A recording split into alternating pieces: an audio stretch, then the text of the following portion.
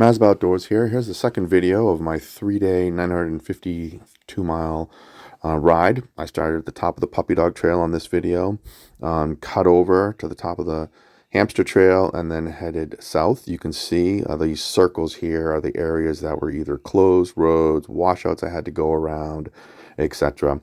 From this circle north, which is really where the Hampster Trail breaks off 16, is what I would call the northern section, and it is a much tougher, muddier, harder section. From that point south, it's pretty wide open dirt roads. Here's some photos of the luggage that I used. You can see I had quite a bit of stuff stacked up in the back there, which made it a little top heavy, but once I got used to it, it was really fine. And then the bike ran well the whole trip. And this is the third night camping. You can see the tent and then the bike. It rained all night long, so I did put a tarp over the bike and had my helmet and my riding pants and jacket and boots all stuffed underneath that tarp. These trails are the snowmobile trails in the winter, so they're very well marked, but it was raining, had been raining, and it did rain, as I mentioned the night before, so there was some very muddy trails here.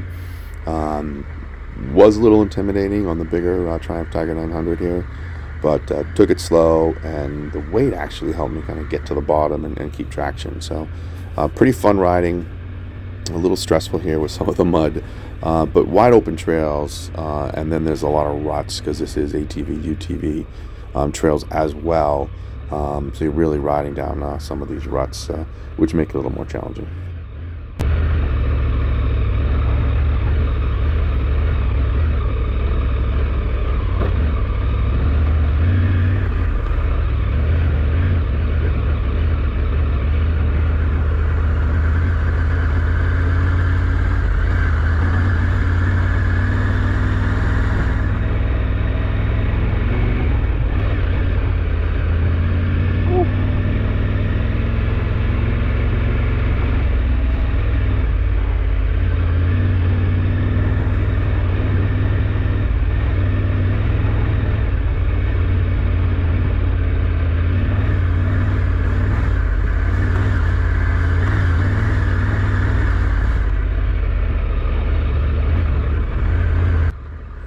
So you can see here in the middle of the summer when this is dry, not a difficult trail, but because of the mud, it was a little more challenging. And then there were a few of these pretty rocky hill climbs that, again, just made it interesting, but weren't overly difficult.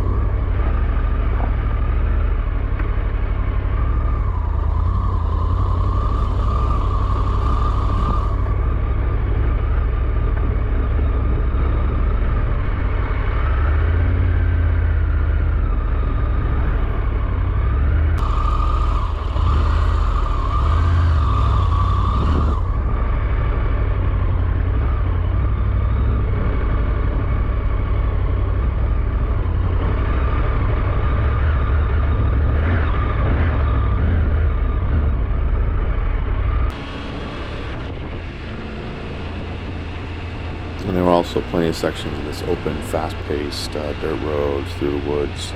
Really just another beautiful ride. Just really capped off the third day here. A lot of fun riding. Again, the Triumph did great the whole time. Hauled all the luggage. And then these big, wide open, really fast-paced dirt roads and big sky. Just a lot of beautiful views, big skies. Very, very fun trip.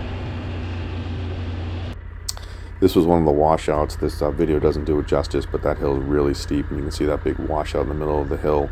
So I decided by myself I was not going to take it. I had one shot to make it, or I was going to fall over. So turned around there. That was one of the sections on the trail at the beginning of the video here that I showed that I didn't get to go up. So that was unfortunate, but just by myself didn't want to do it. Also, here's some of the signs and some of the entrances to the Hampster Trail where it turns off a road, and it does say here, and as you can see, UTVs driving by. It says UTVs allowed on this trail, which tells me that there are other things allowed on this trail. I know there's been a lot of debate. Do you need are these legal for adventure bikes or dual sport bikes to ride on? If I got the sticker, it wouldn't have been a problem. I didn't get the sticker. Not against it. I just forgot. But the signage did not say do not ride on this. It just said that ATVs and UTVs are also allowed. So to me, it seemed like it was okay. But again, you saw the UTVs, and that's why this is really muddy and rutted up.